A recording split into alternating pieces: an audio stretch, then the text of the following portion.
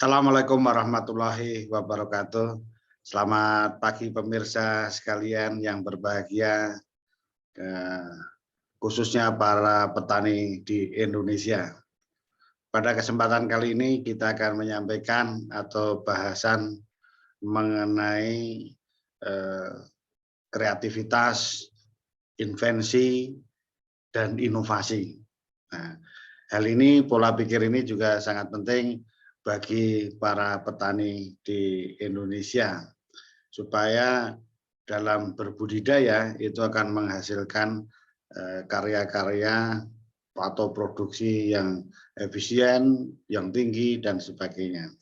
Oleh karena itu diperlukan beberapa pemikiran ini.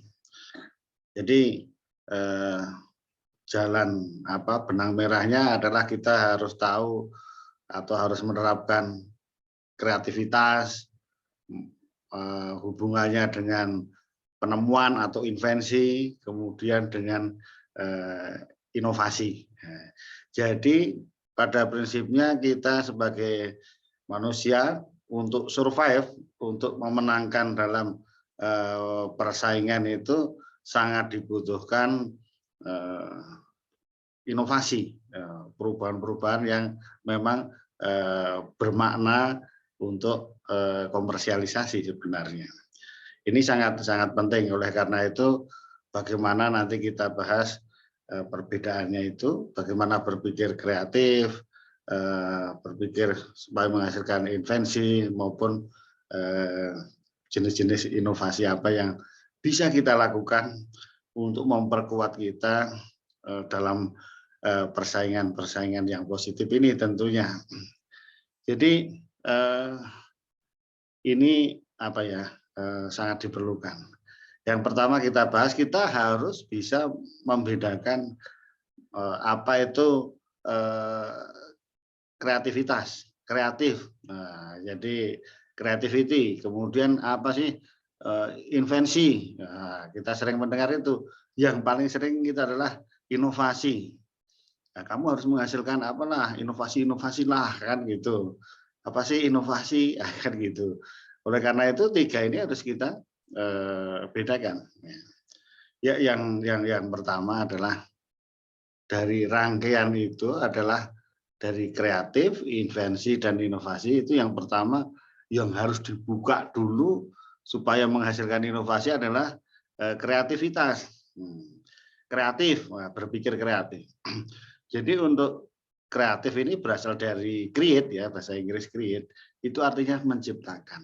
Nah, menciptakan itu sesuatu hal yang baru, yang sebelumnya belum ada menjadi ada. Nah, itu berpikir ya kreatif kita lakukan. Nah, ini beberapa contoh yang ini adalah modal dasarnya dulu sebelum melakukan penelitian, penemuan, inovasi itu harus kreatif dulu, harus kreatif. Makanya berpikirannya harus yang out of the box, berpikiran tidak hanya itu saja terbelenggu, harus yang growth mindset, harus yang pikirannya terbuka, ya bebas begitu. Jadi ya kreatif itu contohnya apa? Pokoknya hal yang baru, bernilai atau tidak nanti dulu. Yang penting berbeda, hal yang baru. Ya, banyak contoh yang sederhana saja. Misalnya membelah durian dengan menggunakan pensil misalnya. Nah, ya, ini jarang hal yang baru, biasanya dengan menggunakan parang, dengan menggunakan yang lain. Nah, yang penting baru. Nah, ini apakah ini invensi? Ya, belum tentu. Karena kalau invensi bedanya dengan kreatif tadi, kalau invensi adalah yang ada value-nya, ada manfaatnya, ada kegunaannya. Oleh karena itu, kebetulan saya sebagai peneliti ya banyak pekerjaan-pekerjaan yang berkaitan dengan invensi. Ya, invensi yang dicari adalah yang ada manfaatnya, value-nya, kan begitu. Oleh karena itu dasarnya juga harus kreatif dulu. Pikirannya harus yang out of the box. Orang lain belum berpikir, kita sudah berpikir. Yang nampaknya nggak mungkin jadi mungkin. Nah itu tadi kita sudah jelas ya antara kreatif dan invensi. Nah kalau invensi penuan sudah harus yang mempunyai manfaat nilai value. Nah, contohnya ini contohnya saya sendiri yang saya kerjakan. Misalnya saya untuk mengendalikan hama orites, nah itu kan bagaimana kita kendalikan, kita tangkap dengan menggunakan feromon. Oleh karena itu kita teliti, kita cari temukan alat pengendali feromon tadi. Oh, ini menjadi ternyata kita praktekkan bermanfaat. Nah, bermanfaat benar cairan ini bisa mengendalikan hama orites. Ini penemuan. Nah, ini penemuan. Nah, jadi ini penemuan, tetapi belum tentu inovatif juga kan gitu. Nah, apa kalau inovasi itu? Kalau inovasi itu sudah dikaitkan dengan komersialisasi, sudah digunakan oleh orang lain dan sudah ditiru orang lain, digunakan orang lain secara komersial. Nah, ini ujung-ujungnya di komersial ini. Nah, itu kalau inovasi. Ya. Nah, biasanya memang kalau invensi itu besar, temuannya besar, inovasi lebih sedikit, tapi ada kaitannya dengan komersialisasi. Nah, itu sudah digunakan orang lain. Jadi ujungnya kreativitas, invensi, kemudian inovasi, ya, innovation, nah, gitu. Jadi yang kemudian yang perlu kita sampaikan setelah kita tahu tadi, sekarang apa sih jenis-jenis dari inovasi? Karena yang paling banyak dilakukan dari kita, ya, inovasi itu tidak hanya yang sifatnya besar gitu, yang kecil-kecil tidak apa-apa. Nah, jadi jenis-jenisnya apa saja, dan ini orang mengelompokkannya itu ya berdasarkan masing-masing, beda-beda ya. Jadi nanti kita review beberapa sumber yang mengatakan inovasi itu berbagai macam gitu. Nah, ada yang misalnya Kelly, Pickle, and Quinn Walters tahun 2013 ada 10 tipe innovation. Nah, jadi ada ada 10, tetapi garis besarnya ada 3. Mereka menyebutkan ada inovasi yang profit model, ada inovasinya jaringannya, networknya, strukturnya, dan proses. Nah, gitu. Kemudian ada produknya, yang diinovasi produknya, produk performanya, produk sistemnya.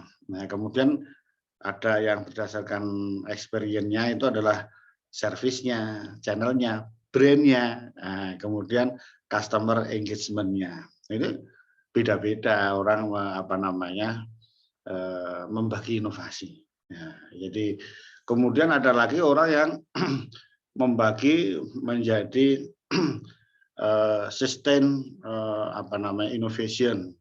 Nah, itu prosesnya diperbaiki terus jadi akumulatif sehingga menjadi lebih baik. Ya, itulah inovasi sustain. Ada lagi yang law and disruption. Ya. Jadi inovasinya ya ujung-ujungnya merendahkan cost-nya, production-nya. Ya, ini kan namanya inovasi juga supaya menang dalam persaingan. Ada lagi new market disruption. Nah, ini yang sulit dilakukan. Ini kan misalnya seperti yang besar-besar itu Mark Zuckerberg menemukan ini, Bill Gates menemukan ini, Nadiem Makarim menemukan ini, yaitu yang new market disruption besar. Kemudian ada lagi yang membagi inovasi atau ruang lingkupnya itu menjadi dibagi menjadi 5. Ada yang di inovasi apanya? Produknya, kemudian prosesnya, kemudian marketingnya, kemudian organisasinya, dan yang terakhir yang kelima adalah bisnis modelnya.